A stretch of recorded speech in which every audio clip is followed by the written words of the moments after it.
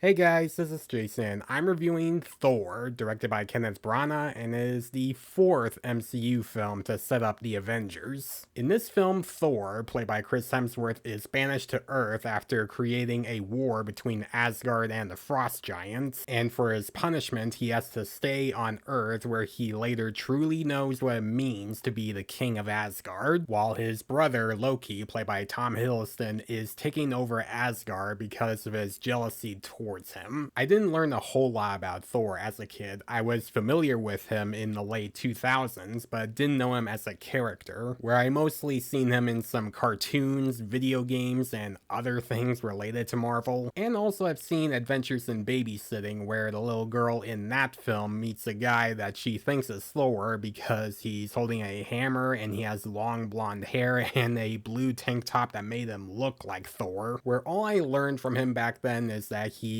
the god of thunder and his brother is the god of mischief and his main enemy. And now thanks to this film and the Avengers, Thor is now one of the most recognizable Marvel characters of all time, where they got to learn a lot about the character and the other characters around him, where Thor later got 3 of his own sequels, with the second one not being that good, Thor Ragnarok being my favorite Thor film, and Love and Thunder wasn't that great. And you can kind of say that the Loki series is a spin-off to the Thor films, which I actually like that show. But this film and the Avengers were the 2 films that put both Chris Hemsworth and Tom Hiddleston on the map. And a lot of people have said that this is one of their favorite MCU films of all time, and it captures the story and the characters well, and it's one of the best ever. And do I agree?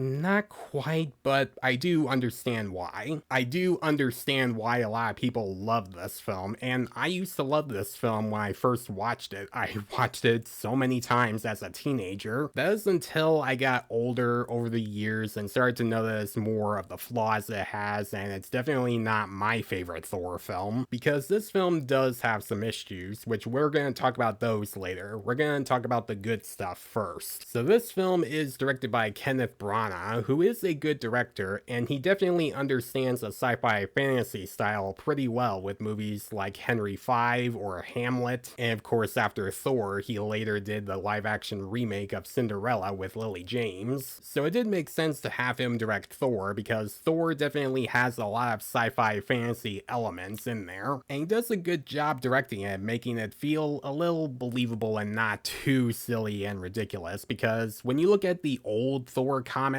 they are very silly, where you have a god of thunder that uses a hammer for thunder and lightning, and he wears a helmet with wings and a red cape and yellow boots, and he has villains that are frost giants, and he's sort of named after his father, named Thor Odin's son. Get it? Odin son?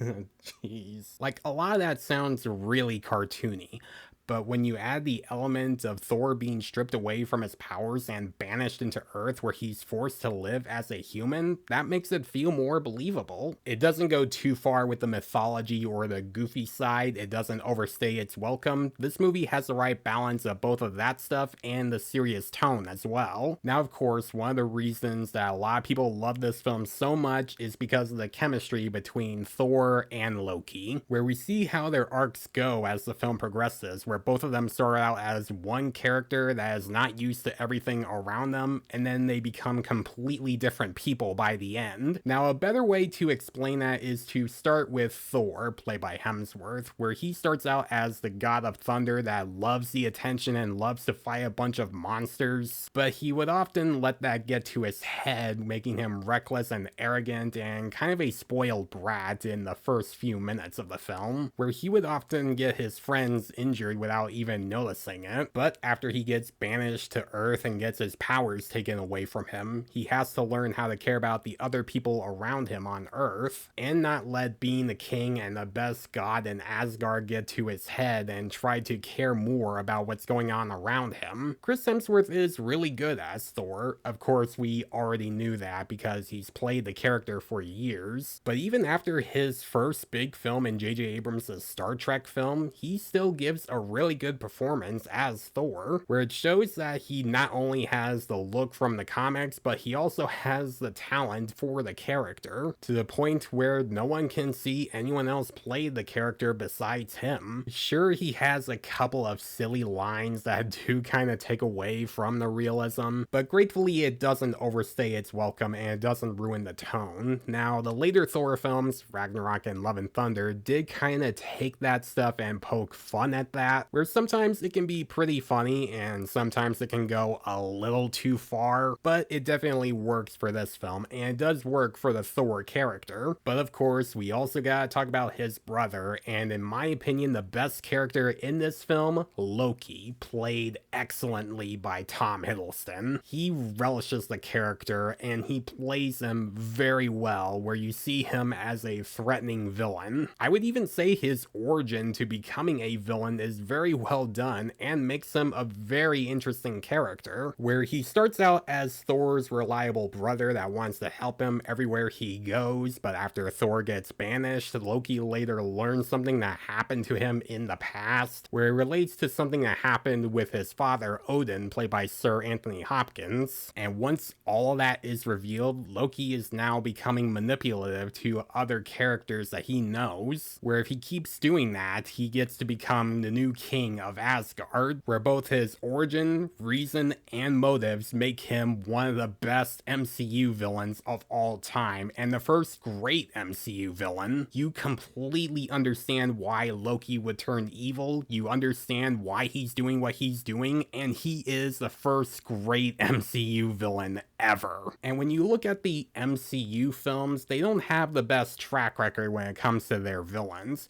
but Loki is easily one of the best villains in the MCU. Now, the rest of the acting is pretty solid. Everyone does a great job, and of course, I could not talk about this film without even mentioning Hannibal Lecter himself, Anthony Hopkins, who is phenomenal in everything. I mean, you can't deny, like, every character that Anthony Hopkins plays, he turns it into gold. The visuals in this film still hold up for me. Sure, there are a couple of times where you can tell that there are some parts that are CG and green screen, but for the most part, the visuals do look pretty stunning. While you get some great shots of Asgard from a distance and around Asgard as well, and with the Bifrost as well, which is a rainbow bridge that takes them to different realms, which of course that could have been really silly, but the way they handled it here, I thought they pulled it off well. The costumes and the makeup are really good. They definitely capture more of that fantasy feel. And I like that they use camera tricks to make it look like the frost giants are bigger than some of the gods and the humans in the film, instead of just using the CGI to make them look bigger. The score by Patrick Doyle is also a highlight. It makes you feel like you're in a fantasy. It captures that tone very well, and it makes you feel like you're going in a different world with Thor.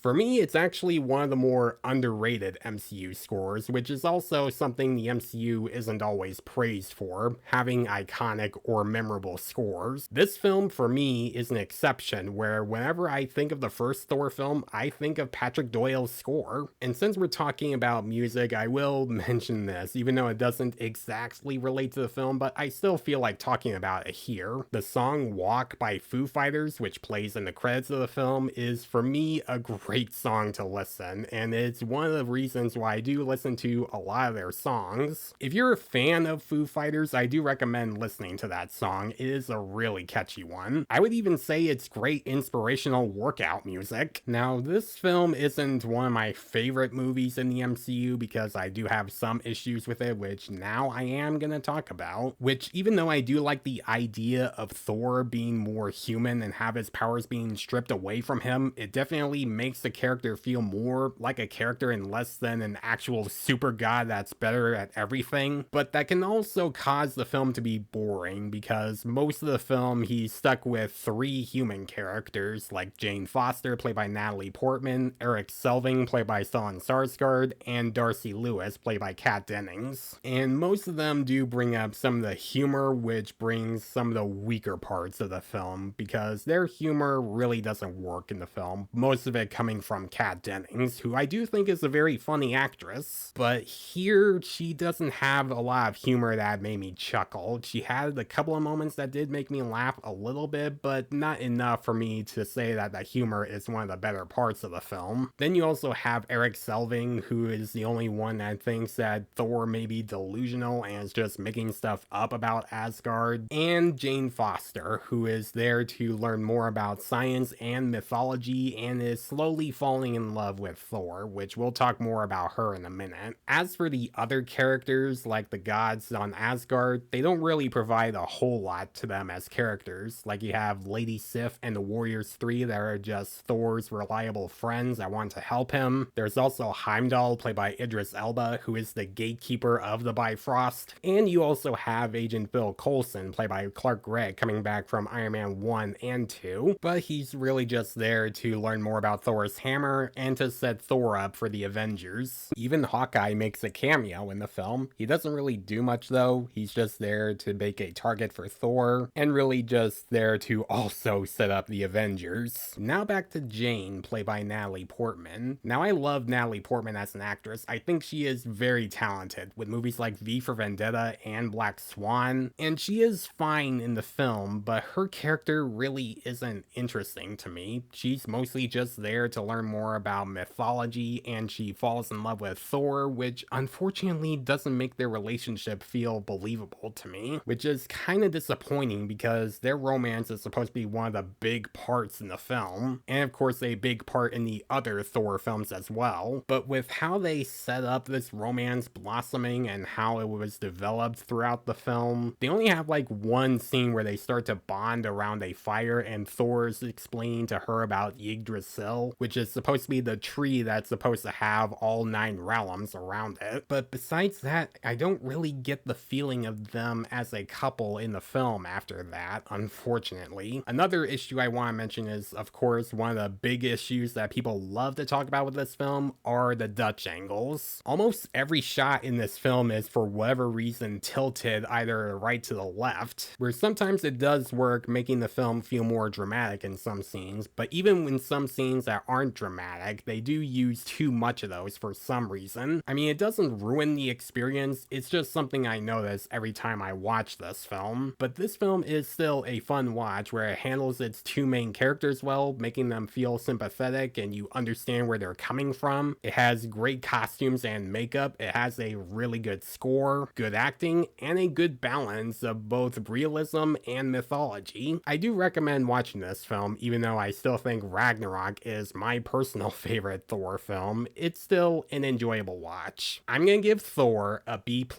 So guys, if you have seen Thor, what do you think about it? Do you think it's a great MCU film, or do you think this is one of the worst MCU films and you don't think it holds up? Let me know in the comments below. And as always, if you like this video, then please leave a like and subscribe to my channel so you don't miss a thing, because it helps my channel grow. Hit the notification bell so you know what other videos I'm posting. Follow me on Facebook and Instagram. Thanks for watching guys, and I'll see you in the next one.